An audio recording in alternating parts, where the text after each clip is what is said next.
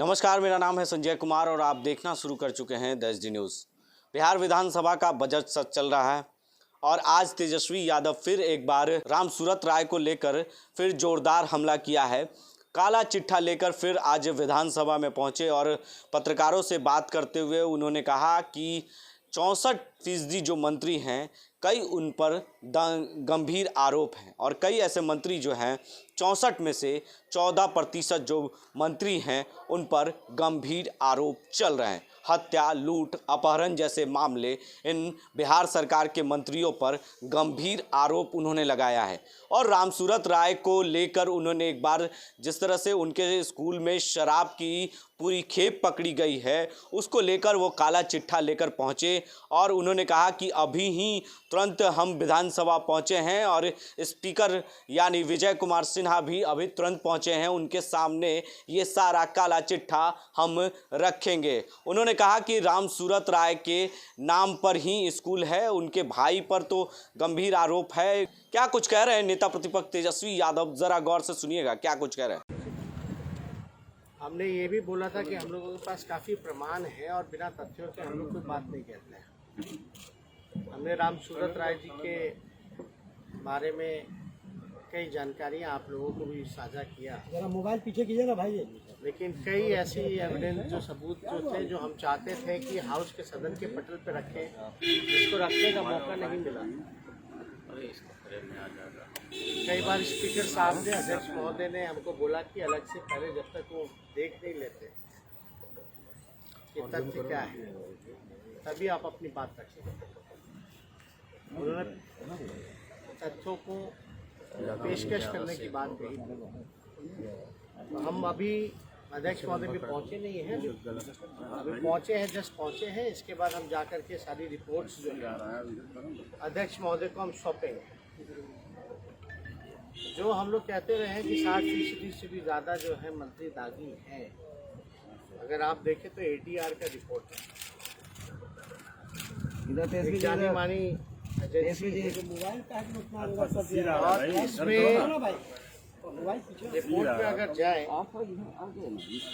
तो साफ लिखा है कि मिनिस्टर विद क्रिमिनल केसेस, यानी 18 मंत्री, यानी कि 64% मंत्री जो है have declared criminal cases against themselves। यानी मैंने तो बोला वो तो खुद ही डिक्लेयर कर रखे 18 मंत्री। और इंटरेस्टिंग ये है कि 18 में से जो 14 मंत्री, जो 18 मंत्री तो क्रिमिनल केसेस का घोषित कर रखे हैं, लेकिन 18 में से जो 14 मिनिस्टर्स हैं have declared serious criminal cases against them। यानी 50% जो मंत्री हैं उनके ऊपर गंभीर मामले दर्ज हैं। हत्या, बलात्कार, किडनैपिंग जैसे जो गंभीर मामले होते हैं क्रिमिनल केसेस, उस तरह के मामले इन सभी मंत्रियों पर जारी है। अब ये हमारे पास जो है मिनिस्टर पार्टी वाइज भी है, इस एजेंसी ने सब कुछ डिक्लेयर किया है। अगर अध्यक्ष महोदय चाहेंगे इंडिविजुअली तो सारा इंडिविजुअली भी हम लेकर के आए हैं।